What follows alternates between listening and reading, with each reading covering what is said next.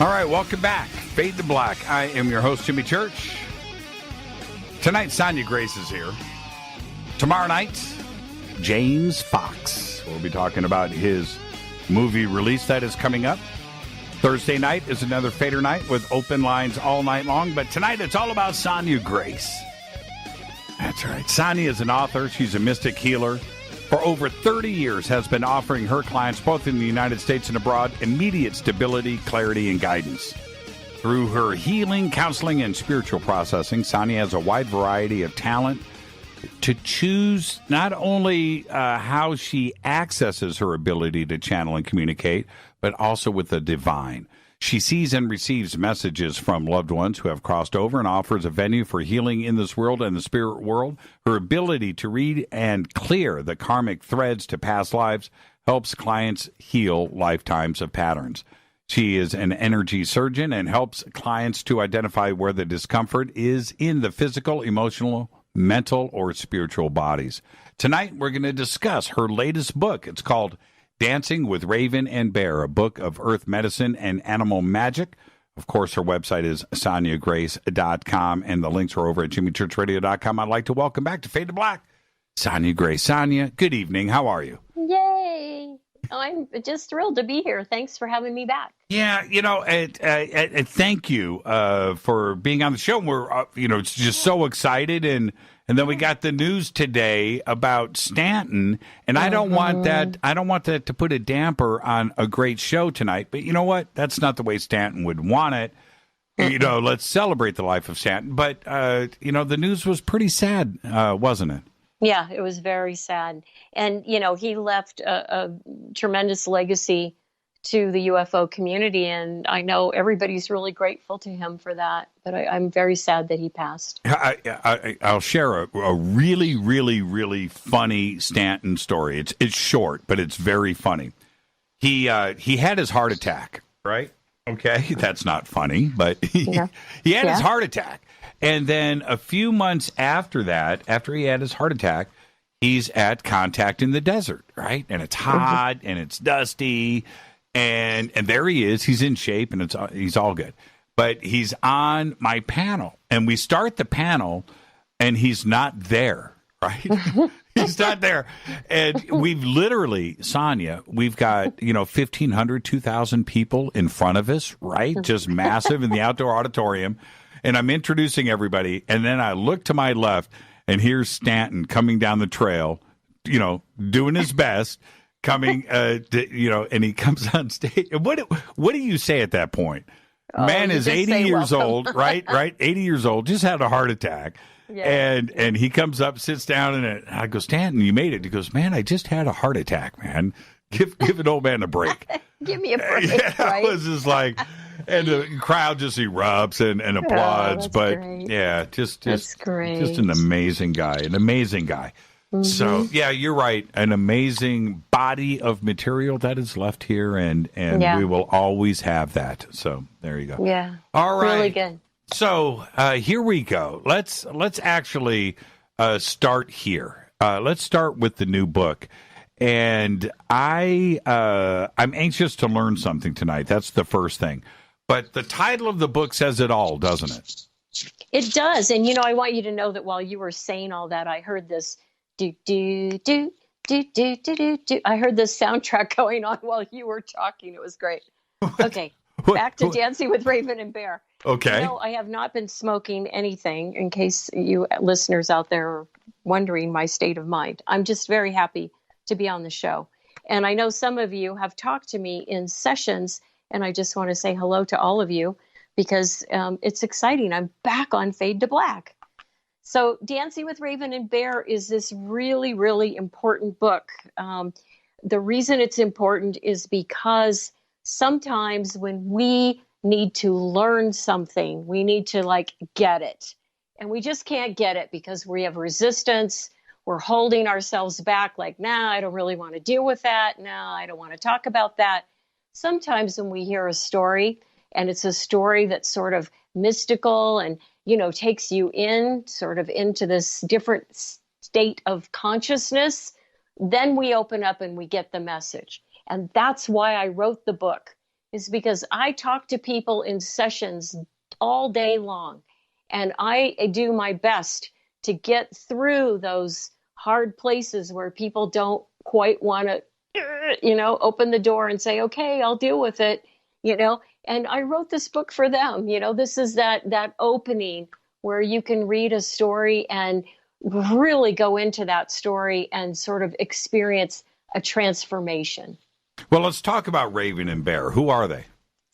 Well, they're two characters throughout the book. Bear is a medicine man, and Raven is his sort of sidekick trickster buddy. And most of the stories take place, in the woods, in the wilderness, and there's different individual, short stories about these two characters. And I have the very first one is on grounding, grounding your energy, and then there's releasing pain. There's a chapter on power, dreaming, the burden, death, the illusion, the medicine path, love, the river's edge. I mean, there's just all kinds of really interesting messages to each of these stories, and they take place with these animals, Bear and Raven, talking to each other and encountering other things on their way. And it's a fun book. I actually just did an audio recording of the book in Los Angeles when we were all there for Conscious Life Expo. So I'm really excited that's coming out. How can we, when we talk about both of these subjects, like earth medicine and animal magic and Bear being a medicine man, it's not really metaphor here in that there are things on this planet that Mother Earth has given us for ourselves and not necessarily big pharma. Like I said, it's not metaphor. This is actually a direct statement. Right. I get it. And I think that this is really important that we, gosh, you and I could have a really long conversation right now about aliens, because aliens, for the most part, exist in the unseen world. And most of the time, they're either really good at staying not seen, or they actually transform from physical form to an unseen form.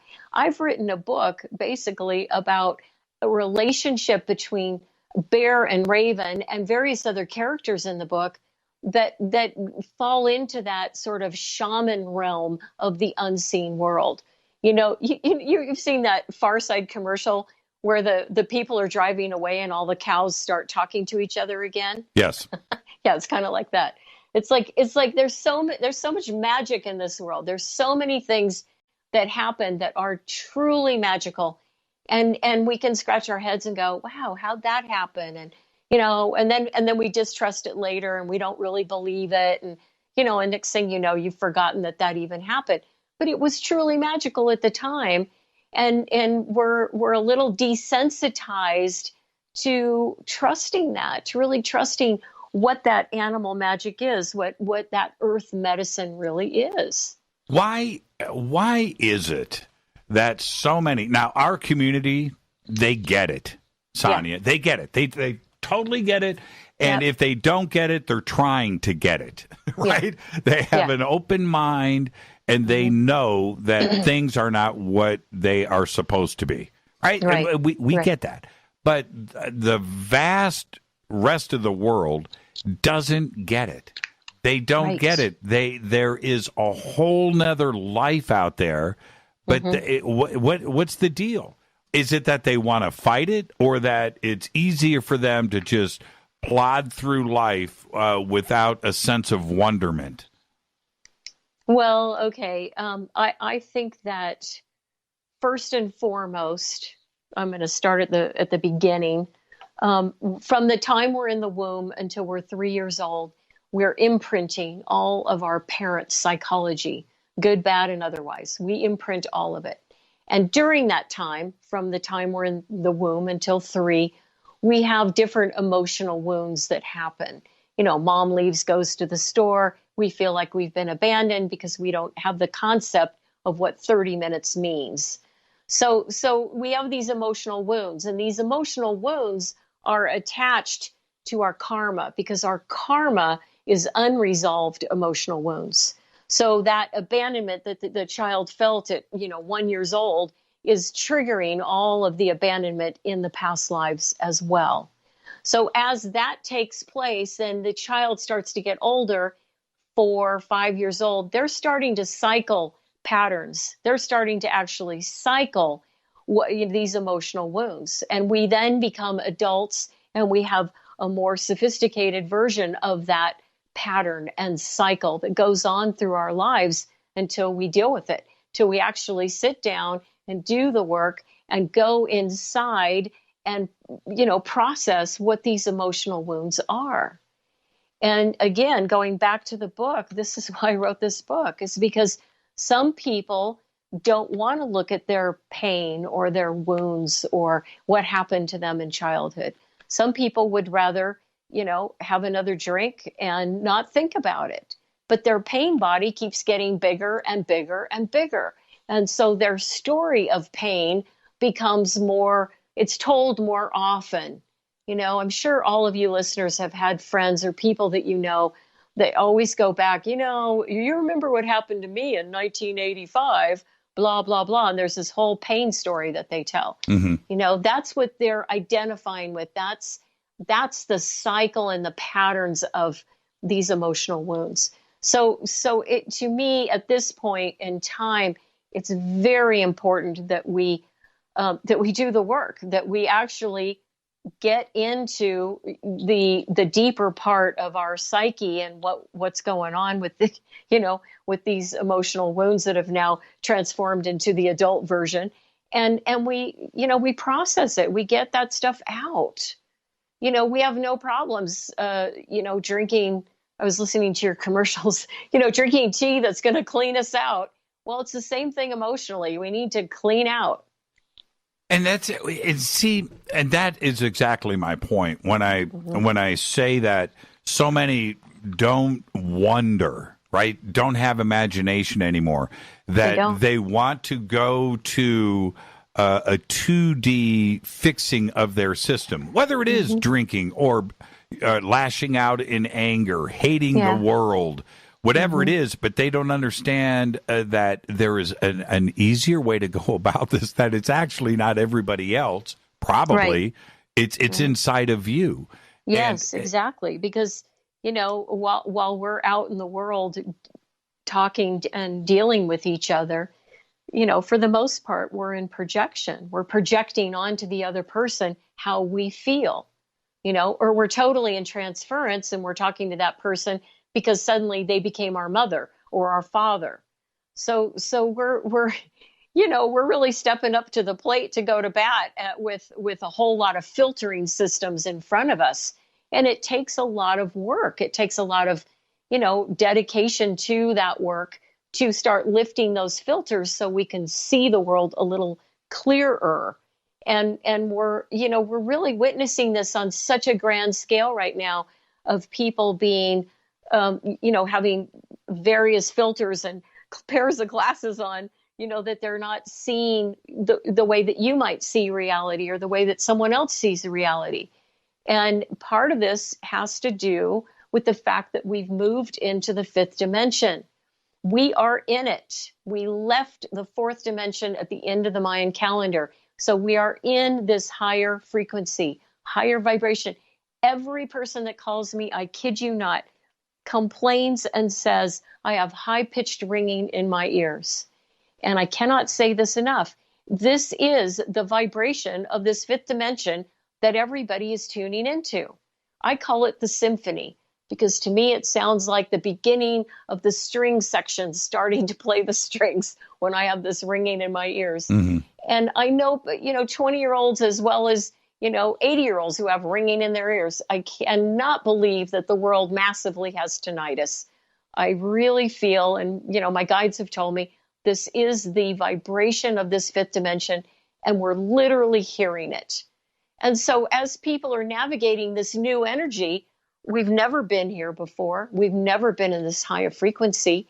And it makes sort of doing that inner work all the more important because we have to get our energy to match the fifth dimension energy. It's not going to come and match ours. So we have to really do a lot of work here. And, as there's a lot of people leaving the planet, and part of that leaving the planet wave is, it's like, no, I don't want to do it. I don't want to raise my frequency. And why is it? It's always why, right? That's I know. It's always why. But why is it that that yes, I think that many are recognizing this inner work, that it may be something that we have to work on ourselves, but people are afraid to put in the effort. One, and two, for those that are enlightened and recognize the 4D to 5D shift, that are expecting somebody else to do the fixing, that we're going to be rescued instead of actually buttoning down and doing the inner work yourself. Right. Exactly. Yes, I'm clapping. Bravo. That's exactly right. We are in a world community that has prescribed to two roles for, I think, since the beginning of our species being on the planet, and that is the victim and the perpetrator. Today we call it the victim and the bully, and we either play one or the other, or we do both. And as we're in this fifth dimension, as we move further into this higher frequency, we're watching duality split apart. Now, duality is how we measure everything. We go outside of ourselves to measure, ooh, that's really good. Oh, did you watch the news? That was really bad. It's like we're always measuring outside of ourselves, good, bad, right, wrong, hot, cold, duality. And duality as we know it, this big measuring system that we have, it's going to go away eventually. It's splitting apart right now, which is why we have, these huge contrasts where something seems really super good. And on the other hand, someone we dearly love has died and it's really bad. We have this vast experience of good and bad right now. And I keep telling my students, my clients, people that I work with, that the more that we can go inside, the more we can go inside ourselves and find that, that internal navigational system in our soul body that has good and bad, right and wrong, the understanding of those elements in us, and we rely on that, the more we're going to be able to survive this big, breaking apart of this system that's been in place for a long, long time. Long time. Is it possible? Don't laugh. Is it possible to be awakened and complain? Right. Okay, I'm going to laugh. Because I believe that there's a language thing here. What is awakened? What is enlightenment? What are these things? My understanding of enlightenment is, it is a very, very tough road to go down, and it's not pleasant. And there's a lot of things that a person will go through and suffer through in order to get to that place, if they even do. Now, an awakened person to me is someone who is, your audience. It's like someone who is, awake, like you understand that UFOs and aliens exist. You understand that there is a higher power, and, that there is sort of this spiritual experience that we have here on Earth that goes way beyond any religion ever thought of telling us. So that to me is sort of the awakened person. Can they still complain? Sure, because that complaining is a part of the human experience. We're still human. We still have bodies. And, this whole idea of ascension has never sat well with me, because I don't feel that gives us the responsibility that we need to take in not being the victim or the perpetrator. It takes us right back into some fairy tale of everybody ascending, and I mean, my mind kind of explodes when I say that, because the idea of ascension is taking us all away from our human experience. And whether we like it or not, whether we're really comfortable right now or not, we have a great responsibility to this planet. That's why we're here, is to take care of her. And so if we're all busy trying to leave our bodies and leave the planet, what are we, we're leaving the job. If I get, it'll happen tonight, by the way, Yes. after the show. I will get an email. I get it just about daily from somebody that will actually complain about, it'll be something like this. I'm going to paraphrase. Man, I'm so tired of waiting for 5D. If it doesn't happen this year, I'm out. Right? It's everybody recognizes it. Everybody understands, but they've been hearing about it so much that I think they're expecting miracles, right? That there's going to be this 5D radical change in absolutely everything on this planet. And that's not the way it's going to happen, right? No, because see, we're still not healed. We're still in the wounded child going, but you promised me a popsicle when you came home. You promised, it's like, boom, we go into that inner child really fast because of the wounds. And, that's the go-to place when we feel disappointed or let down, or, somehow our expectation isn't being met. And, I'm telling you, this fifth dimension is requiring everyone to not only show up and take responsibility, but it's really requiring us to sort of toe a much harder line, in my opinion, because it's uncharted territory. To me, the fifth dimension is like a big train station, and all these portals are opening up with all kinds of alien life coming through. There have been more UFO sightings now than ever before, and we're in a train station, and everybody's trying to figure out, well, where are you going to go? Which way are you going to go? Are you going to put the shovel down and say, no, I'm not working? Or are you going to pick it up and say, nope, I'm going to work even harder, because I know that my responsibility for being here is to this planet and taking care of her.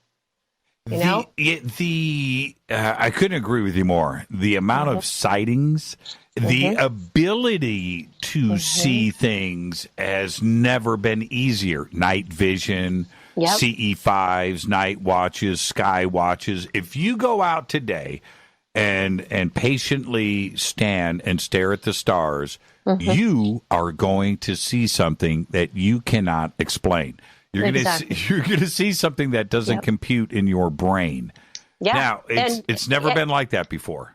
No, it hasn't. And I have clients on a daily basis who are sharing with me, out of the corner of my eye, I saw this tall, blue, looking alien standing there, or out of, I walked right across the porch in front of me, this weird, skinny, stick-like figure, and it was real fast, boom, and it went right across in front of me on the porch. I mean, I hear this stuff all day long.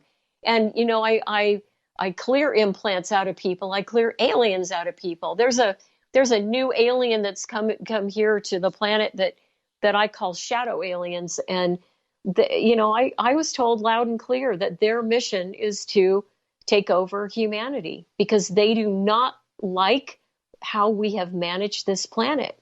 And they're stepping into people's bodies. And not to scare your audience, but I'm sure they've been more scared by than what I've said, is, they want to inhabit humans and basically take over. And I feel like this is such a wake-up call for all of us, because that kind of thing doesn't happen if you're conscious and you're dealing with being responsible and being here. Let's take a break. Yeah, let's take a break. I'm stunned. So let's pick this up when we come back after this short break. Our guest tonight, Sonja Grace. This is Fade to Black. I'm your host, Jimmy Church. You can follow me on Twitter at JChurchRadio. Sonja, what's your Twitter? Sonja Grace Guide. Sonja Grace Guide. We'll get it up there on Twitter, and I'll see you when we come back. Stay with us. You're listening to a preview of Fade to Black. To get the full episode, go to jimmychurchradio.com and get our podcast. Click on the podcast banner or sign up in the membership area for downloadable MP3s. Everything commercial free. Welcome back. Fade to Black. Our guest tonight, Sonja Grace. We're talking about her new book. It is called Dancing with Raven and Bear, a book of earth medicine and animal magic. And you can follow Sonja Grace on Twitter, Sonja Grace Guide. I've got it up there for everybody. And Sonja, right before the break, when you mentioned ringing in the ears, you should have seen Twitter light up. It was, so that's it. I've got it. Pretty interesting because I have ringing in my ears too. I always attributed it to my life in the music business, just listening, to too much Black Sabbath over the years. But, I've always wondered, because I've chilled out lately listening to loud music all day long. I still listen to it, but I also have headphones on at night because I broadcast. So I wasn't sure, but maybe it is that 5D movement. Now, okay, getting back to what you had said right before the break, which is this shadow aliens. Yeah, this Slender Man alien. Very interesting. That was different than the shadow aliens. No, that Slender Man alien was something that a client reported to me. Yeah. I just pictured Slender Man when you described it. That's okay. So tell us more about this. Well, I've seen so many because of my work. Because I'm working with people all day long, and I'm clearing this stuff out of their field, and I've seen a lot of. They're not reptilians, but they have a reptile look to their face. And some of them are very dark in color. Some of them have been in a lighter color.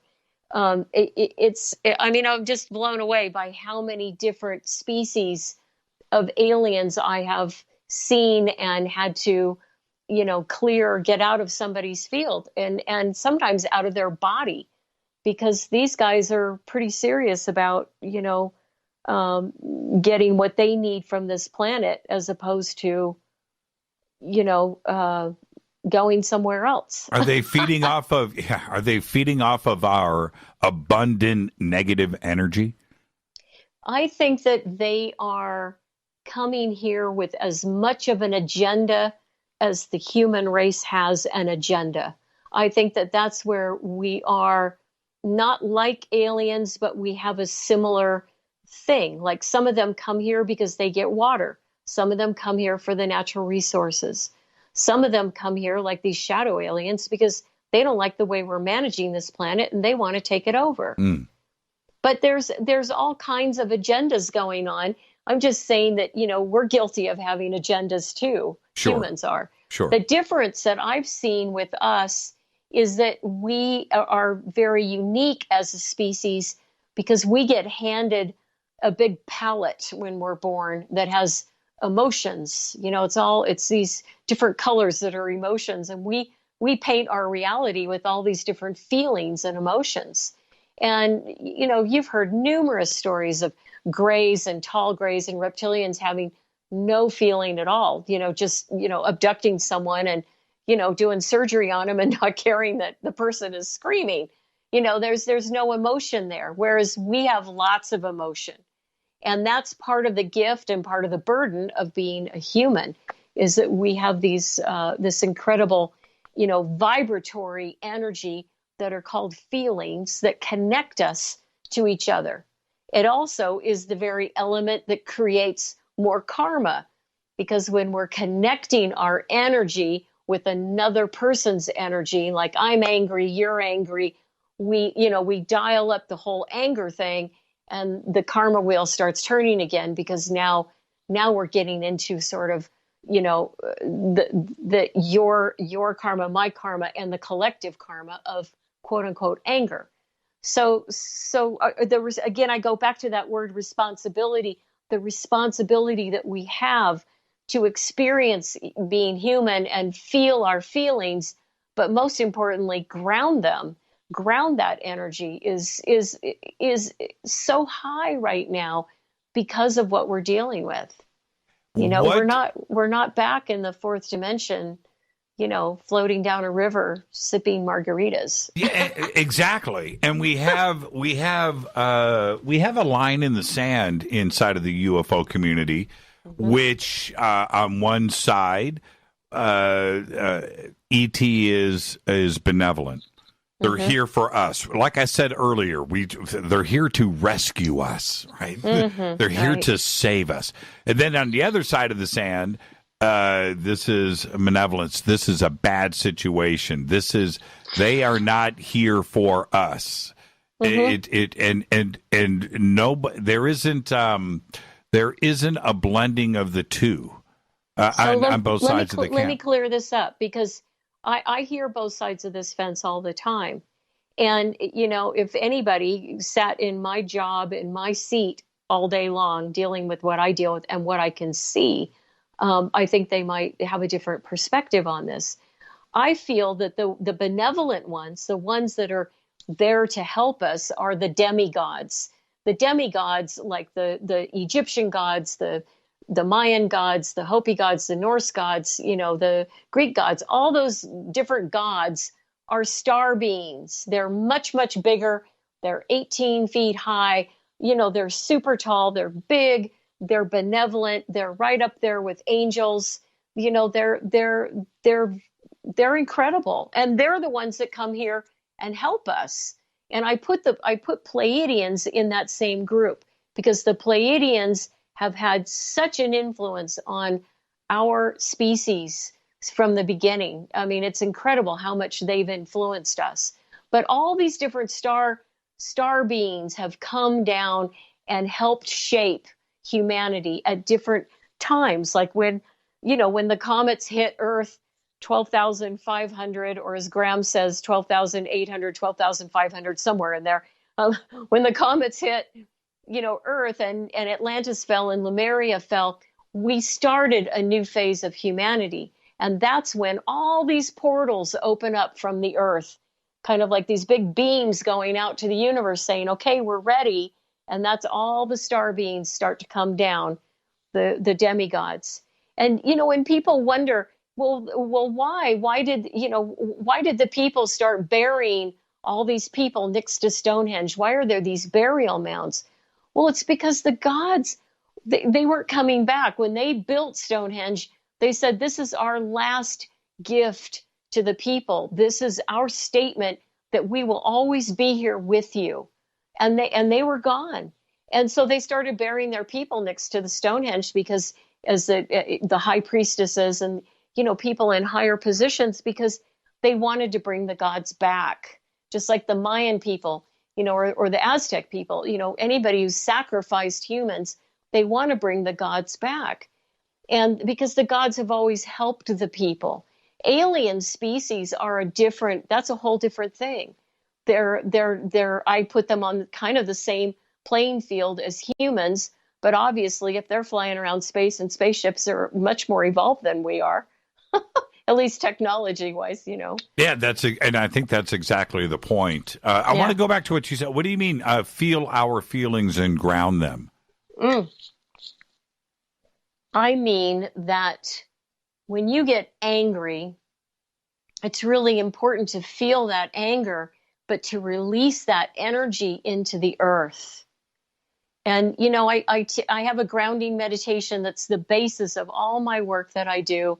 And it's literally grounding the energy from each chakra into the earth. And that we have this incredible connection to this planet that we are meant to experience. And that is our energy connected with the earth's. That's our first and foremost important connection that we need to be making. And, as a species, we tend to send our energy out into the world. You walk down the street and you see someone, everybody's looking at this person, they're like, wow, who is this person? And they're not, maybe they're attractive, maybe they're not, but they're drawing attention. And it's because their second chakra energy is not grounded at all. It's just connecting with everybody as they walk by. Well, yeah. I mean, that's what a lot of people do. And it's not that it's bad. It's just that it's not going to get you where you need to be, and it's certainly not going to give you more power. What's going to give you more power, and I mean power in the sense of, a grounded understanding of who you are, right, is connecting your energy to the earth. And going back to another point that you just made, which is this. Science today. Okay, let's back up. Let's go 75 years ago. Let's go back to Roswell, 1947, and the fantastic, unbelievably wonderful UFO flying saucer movies of the 50s. Right. It was our view that it's just like one type of alien, one type of ET, one type of culture that, one view. And it's kind of expanded into a couple or maybe a half a dozen.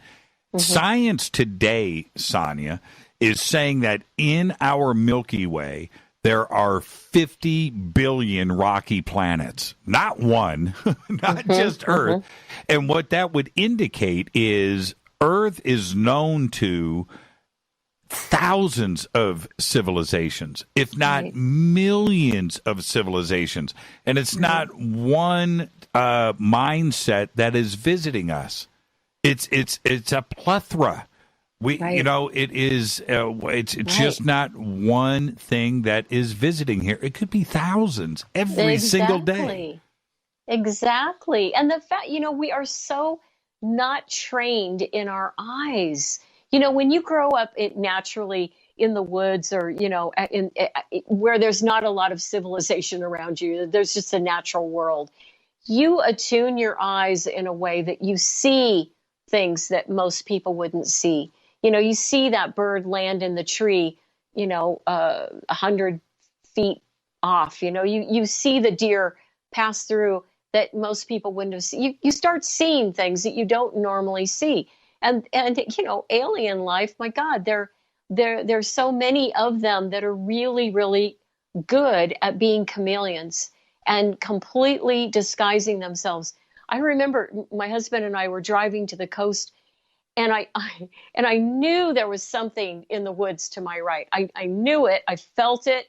I sensed it, but I didn't look. And I held up my iPhone and I took a picture without looking. My face was still facing the windshield. Held up took the picture, and sure enough, in the picture there is a figure of a person, and it is totally alien, and it's got green, kind of green colors. That it's like a chameleon. It is literally blending in with the forest, but you could see it. I want to see it. I know. I want to see your picture. Yeah. Send it to me. Send it to me sideways. Email off of the show. But yeah, I want to see that. Yeah. I mean, I've taken pictures of UFOs right off my backyard here in Arizona. I mean, we have so many UFO sightings here in this state, and I know there were lights that were seen just a couple days ago over Phoenix. And, my adopted family on the Hopi reservation, they adopted me out there, and my husband's from the Hopi reservation. I mean, you wouldn't believe the stories that these people have about seeing ships and going to some of the villages, and there's, these aliens walking with the people, walking around with them. This is like, maybe in the 50s when that happened. But it's crazy. I mean, we were driving there on the mesa. We're heading down the hill, and there was a UFO that came right over us and hovered over us. And I looked up and I gasped.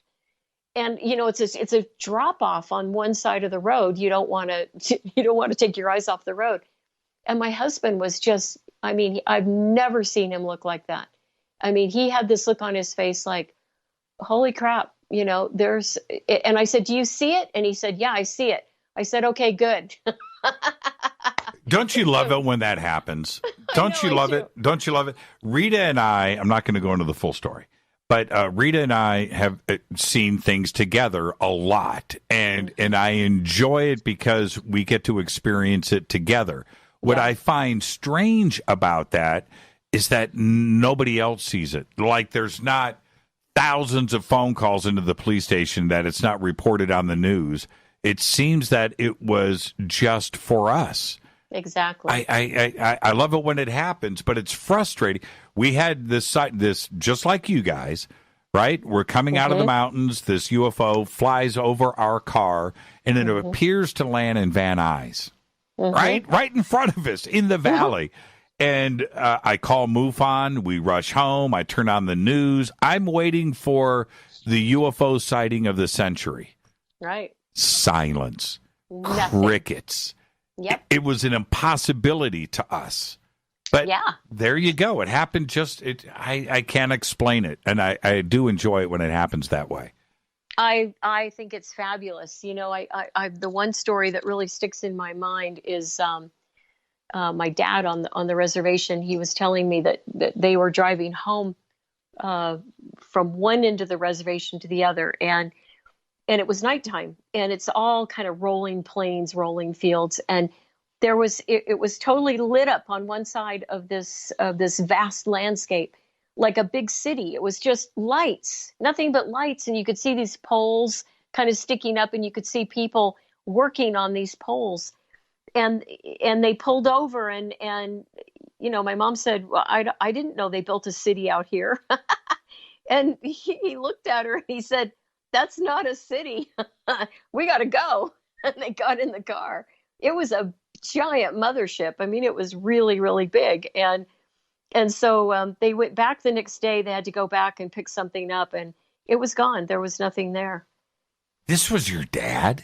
Yeah, well, my adopted parents on the Hopi reservation. Yeah, close enough. Yeah.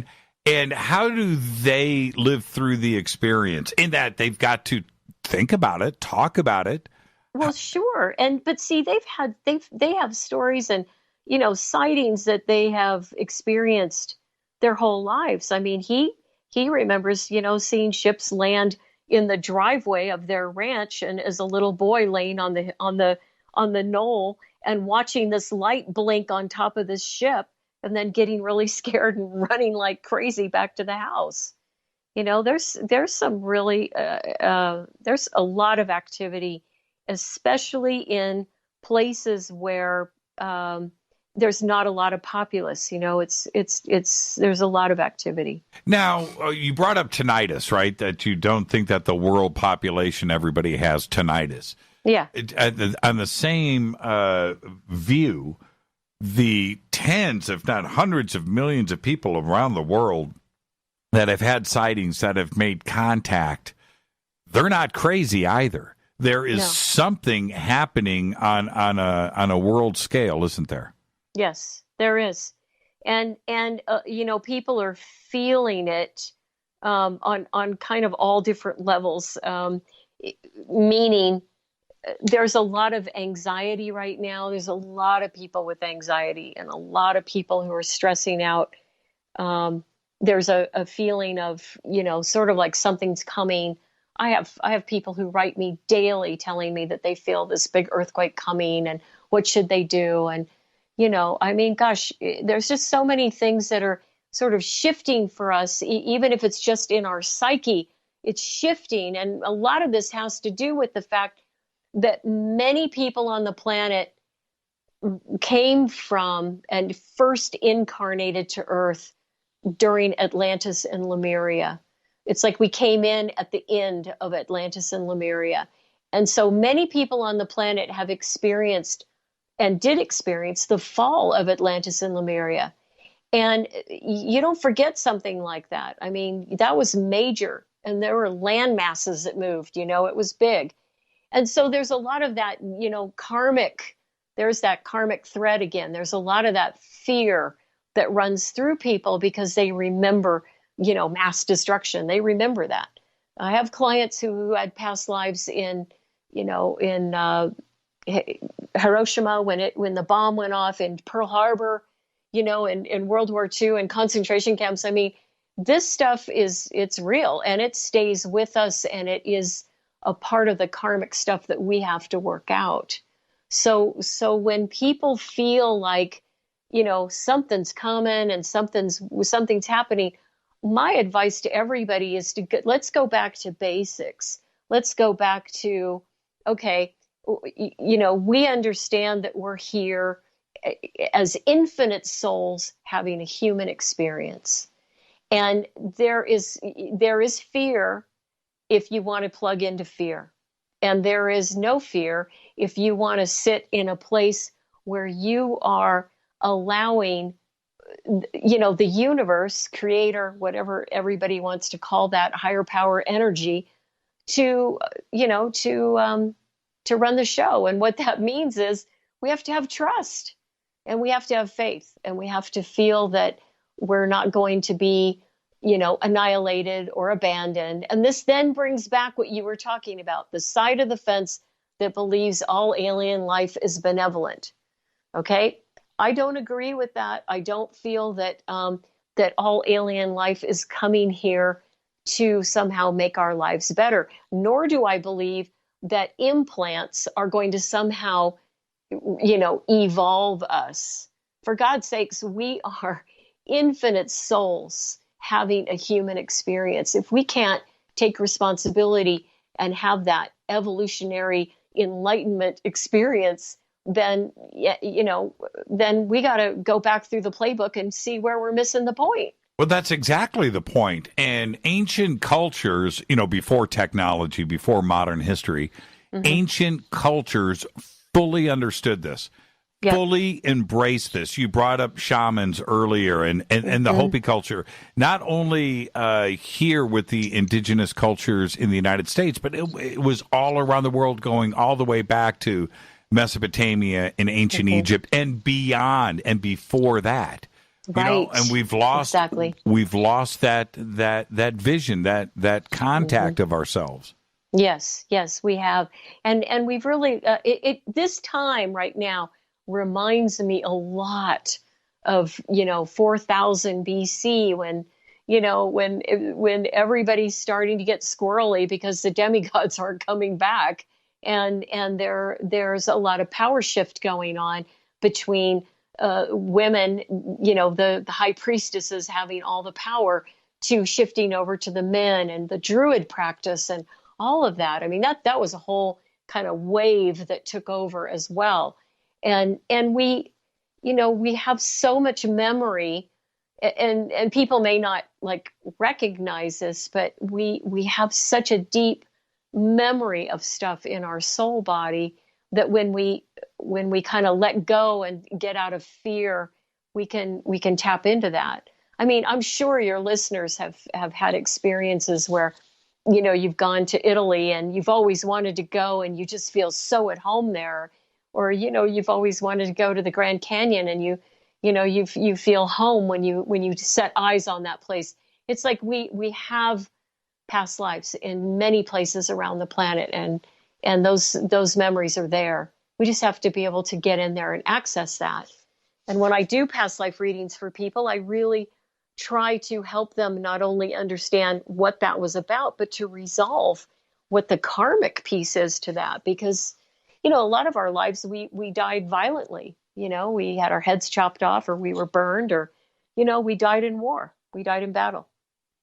We haven't been the most peaceful species, No. I've often talked about, if I lived in England, out in the countryside somewhere, right? Just out in the green rolling hills, take a good peek.